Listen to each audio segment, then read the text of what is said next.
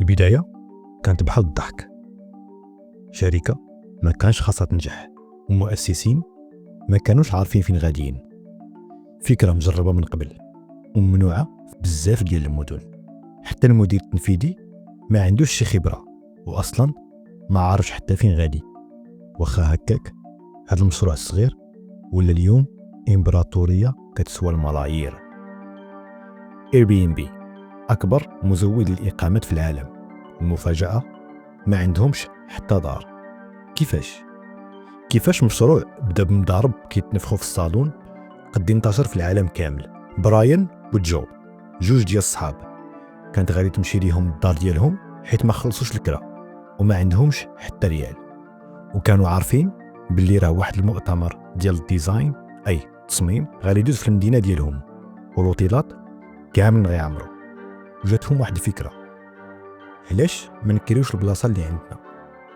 كانوا عندهم 3 ديال المضارب كيتنفخوا، داروهم في الصالون وسموا التجربه Airbed and Breakfast، واللي معناها سرير هوائي وفطور. داروا موقع فابور وردوه مشروع مؤقت للمؤتمر. جاو الناس ناسو خرجوا معاهم وراوهم المدينه، الضياف عجبهم الحال وكلشي داز مزيان. نهار المؤتمر ربحوا تقريبا $1000. هذاك الربح عاونهم يخلصوا الكرا وعطاهم شويه ديال الوقت باش يفكروا في فكره ديال بيزنس حقيقيه. Airbed and Breakfast ما كانش الفكره الكبيره وما كانش هي المشروع الكبير اللي كانوا كيتمناو، غير على الاقل خلاتهم يتهناو من الكرا شويه ويفكروا مزيان شنو يديروا من بعد المؤتمر. ما كانش عندهم شي فكره واضحه. براين وجو بداو كيقلبوا على فكره بيزنس اللي تكون مبتكره بزاف، حيت Airbnb ما كانوش ناويين يديروها مشروع معقول وديال ديما. في هذا الوقت براين كان كيتناقش مع امو اللي كانت خايفه على المستقبل ديالو بحكم انه ما خدامش، وكان عندها الحق. وهما يرجعوا لفكره المضارب اللي كيتنفخوا حيت دارت ليهم شويه الفلوس. جابوا معاهم صاحبهم القديم نايثن اللي كان مبرمج، وهكا عاودوا اطلاق الفكره ولكن بموقع جديد ومحترف. المشكل هو ان الناس ما كانش عاجبهم المشروع وما تحركش ليهم مزيان. حتى اول الزبناء واحد منهم كان هو براين راسو. الناس كانوا كيشوفوا الفكره بحال شي تجربه اجتماعيه في شي شكل، ومالين المشروع كانوا متاكدين بلي الناس اذا جربوها غادي تعجبهم.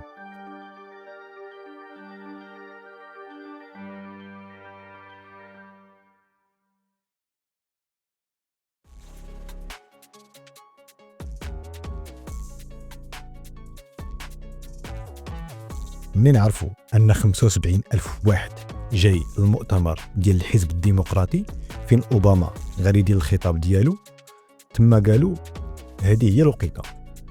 فين ما كان شي صحافي أو مدون صيفطوا ليه إيمايل وجبدتهم الصحافة، والموقع ديالهم بدا كيتحرك، الفلوس بداو كيدخلوا. ولكن باي بال سد ليهم الكونت حيت جاهم بزاف ديال الفلوس في دقة.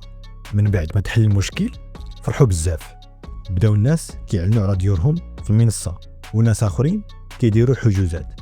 ولكن ملي صار المؤتمر كلشي برد والحجوزات وقفوا. تما فهموا ان النجاح ماشي في المؤتمرات، خصهم شي حاجه تخدم العام كامل. سالاو الفلوس اللي عندهم والمستثمرين ما عجبتهمش الفكره. براين مشى كيهضر مع بزاف ديال المستثمرين ولكن كلشي كيضحك عليه. واحد المستثمر ناض من القهوه ومشى وسط الاجتماع. الفكره كانت كتخلعهم باش ان انسان يكري دارو الناس ما كيعرفهمش تقدر ترى شي كارثه. بقاو واقفين غير بالكريدي، وفي وسط الليل وهما جالسين كيفكروا في شي حل جاتهم واحد الفكره مصديه. قالوا الا ما خدمناش Airbed اللي هي مضارب اللي كيتنفخوا، علاش ما نبيعوش بريكفاست فطور؟ الفطور بلاصه السرير. فكرة هبيلة. الانتخابات قربت وكاينين جوج ديال المتنافسين، أوباما ضد ماكين. ناضوا صوبوا سيريال أي رقائق ذرة ديال الفطور خاص بالحملة الانتخابية في جوج ماركات، ماركة ديال أوباما وماركة ديال ماكين. مشاو كيقلبوا على أرخص سيريال في السوق، شراو منه 1000 علبة وبداو كيطبعوا كراطن ديال السيريال كيعمروهم وكيعاودوا فيهم البيع. اللي عزز عليه اوباما شرا السيريال ديالو، واللي عزز عليه ماكين شرا السيريال ديالو. صيفطوا الكراتين للصحافه والصحافه هضرات عليهم، ولاو الناس كيشريو السيريال بثمن خيالي حيت كان العدد ديالهم محدود. باعوا السيريال، داروا البوز لدرجه انهم طلعوا في CNN، والناس بداو كيعاودوا يبيعوهم في ايباي كريغزليست ب $350 الباكيه، وهذا الشيء جاب لهم تقريبا $30,000. في واحد النهار براين وجو سمعوا باللي برنامج واي كومبينيتور كياخذ طلبات. هذا البرنامج هو مسرع ديال المشاريع، بمعنى كيعطيك فلوس ويوجهك بخبره ديال رجال اعمال كبار باش تضمن النجاح ديال المشروع ديالك. فرحوا بزاف ومشاو للمقابله متحمسين، وحتى هي كانت كارثيه بحال اللي قبل منها. السيد اللي في المقابله سولهم علاش الناس غادي يباتوا في ديور ما كيعرفوش هما ليهم، وعلاش الناس غادي يدخلوا ناس ما كيعرفوهمش لديورهم. جاوبوه ولكن كانوا حاسين باللي ما قنعوش. خرجوا من المقابله وهما فاشلين مدمرين، كيفكروا باللي الشركه غادي تموت. ملي كانوا خارجين جو كان مخبي واحد الباكيه ديال السيريال ديال ماكين، جبد الباكيه وعطاها لخونا اللي كان كيسولهم. السيد ما فهم والو وسولو اش هاد الشيء وشرحوا ليه. هاد السيريال حنا اللي درناه باش نجمعوا الفلوس ونخرجوا من الكريدي. السيد بقى كيضحك، قال لهم واش نتوما بحال سراق الزيت ما كتموتوش؟ مشاو في حالهم، ومن بعد شي ايامات جاهم اتصال تيقول بلي تم قبولهم في برنامج واي كومبينيتور، ومن تما بدات المغامره الحقيقيه.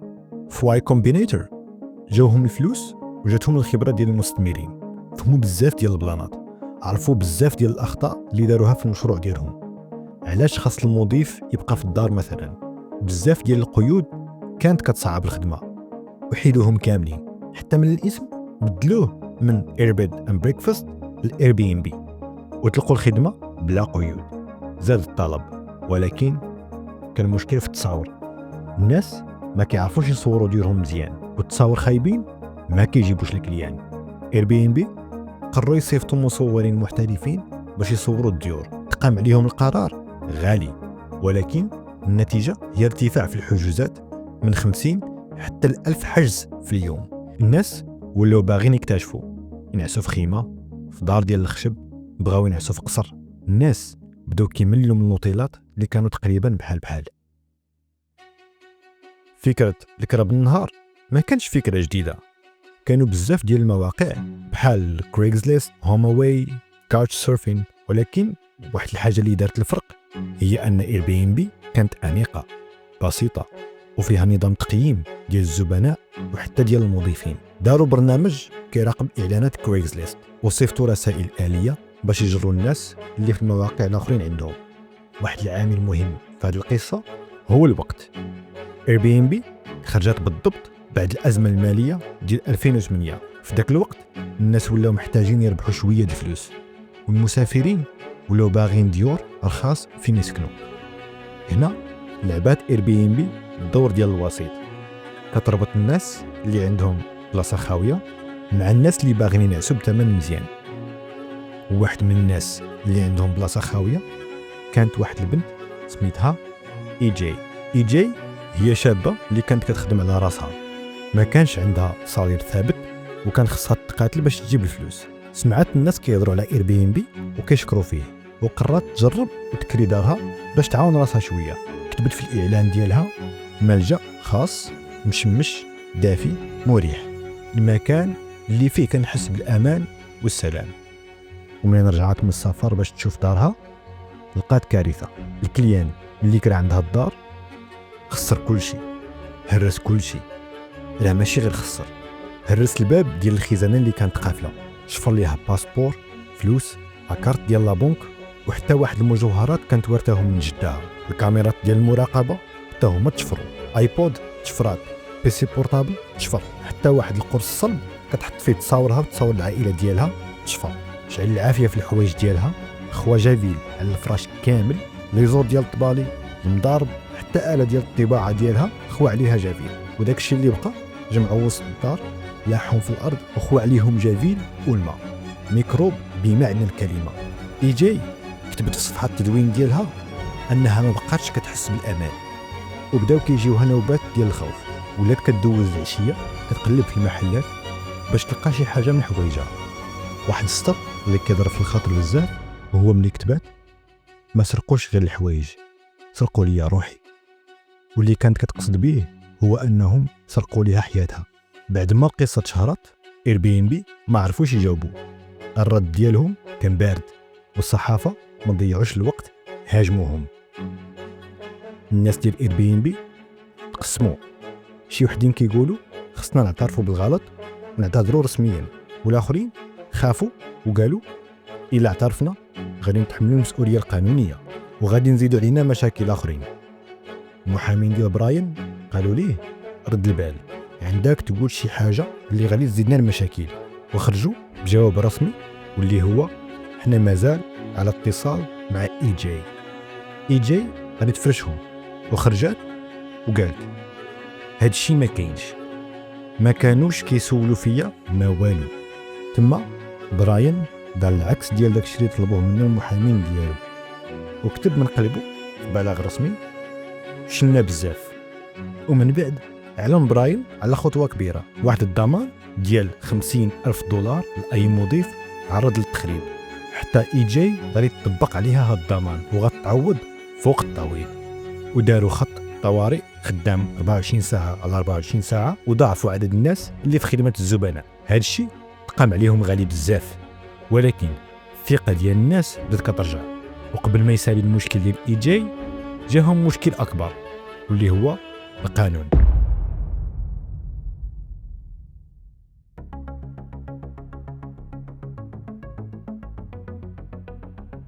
الفكره ديال اير بي ام بي في الاصل ما كانش قانونيه في بزاف ديال المدن، وهاد القوانين كتبدل من بلاد لبلاد ومن مدينه لمدينه، وفي بعض المرات حتى من حي لحي. بعض المدن عندهم قوانين على مده الكراء، المعايير الهندسيه في المباني، الضرائب المحليه والتراخيص. في شي بلايص اير بي ام بي تفاهموا مع السلطات ولاو خدامين قانونيا، وفي بلايص اخرين كانوا عندهم المشاكل. بدات المدن كتحارب اير بي ام بي. نيويورك مثلا عندها لوبي ديال الفنادق قوي بزاف، ونقابات ضغطوا ضد اير بي ام بي وداروا ليهم حملات وداروا قوانين كتحارب الخدمه. حتى برلين 2016 ولات كتمنع الناس يكريو الدار كامله في اير بي ام بي، والمواطنين كانوا كيتشجعوا ويبلغوا على اي خرق في القانون. السبب هو ان الناس اللي كانوا كيكريو بالشهر ولاو كيجريو على الكرايه باش يكريو بالنهار ويدخلوا فلوس اكثر، وهذا الشيء خلق ازمه سكن وسبب في ارتفاع الاسعار ديال الديور. حتى الناس اللي كانوا كاريين بالشهر ولاو كيعاودوا الكرا في الديور بالنهار ويدخلوا منهم فلوس. وفي 2016 اير بي ام بي رفعت دعوه ضد نيويورك وسان فرانسيسكو باش تعارض القوانين الجديده اللي كتعاقب المضيفين، وحتى اير بي ام بي بغرامات كبيره.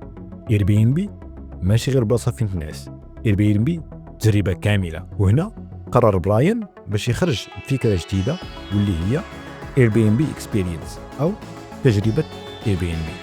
الناس المحليين ولاو قادين يعرضوا تجارب سياحيه. الفكره كانت بسيطه، الناس المحليين عندهم مهارات، علاش ما يشاركوهاش مع الضياف؟ الهدف الكبير ديال براين ان اير بي ام بي تولي هي المنصه الوحيده في السفر يمكن لك تحجز منها السكن، النشاطات، المطاعم وحتى التيكي ديال الطياره، كل شيء من تطبيق واحد. ولكن قبل ما يحققوا هذا الحلم الدنيا كامل تبدلات.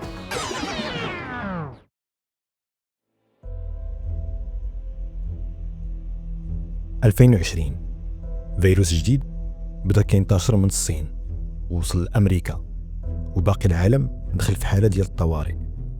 كوفيد 19 ما كانش مجرد فيروس، كان كارثه اقتصاديه. العالم كامل واقف. اير بي ام بي اللي كانت خدامه على السفر والتنقل لقات راسها مشلوله، الحجوزات نقصت 80%. الناس بدات كتلغي الحجوزات والطلبات جاو كيتعداو $1,000,000. المشكل الاكبر هو المضيفين ما بغاوش يرجعوا للناس فلوسهم. اير بي ام بي اختارت ترجع الفلوس للزبناء، والمضيفين حسوا بالخيانه. تما اير بي ام بي حاولت ترقع الموقف، داروا صندوق فيه $250 مليون كمساعده باش تعاون المضيفين وتعوضهم جزئيا، وغيروا الاستراتيجيه ديالهم من السفر الدولي للسفر القريب، 12 عام ديال الخدمة، 12 عام ديال المشاكل، 12 عام ديال التطور، 12 عام ديال المعاناة. ومع ذلك ايربينبي عمرها ما صرحت بربح سنوي صافي. بعض المحللين بداو كيقولوا ممكن تبقى غير شركة كتخسر على المدى البعيد، ومع الوقت غير تطيح. القصة ديال ايربينبي كتبقى قصة أسطورية، قصة بدات من ضارب كيتنفخوا وسيل ديال أوباما، وولات من أعظم قصص ريادة الأعمال. ولكن السؤال باقي كيتطرح، واش غادي تبقى ايربينبي واقفة على رجليها، ولا هادشي كامل كان غير حلم كبير؟ شكرا لكم بزاف على المتابعة. إذا عجبكم الفيديو ما تنساوش ديروا لايك وتشاركوه مع أصحابكم وتتابعوا القناة باش توصلكم كل الحلقات. في الحلقة الجاية غادي نهضروا على قصة جديدة، ولكن قبل هذا الشيء ما تنساوش تشوفوا الحلقة اللي فات واللي قبل منها، وكتبوا لي في التعليقات شنو الموضوع اللي كتمنوا نهضروا عليه المرة الجاية. كان معكم مستر تشيب، بيس اوت.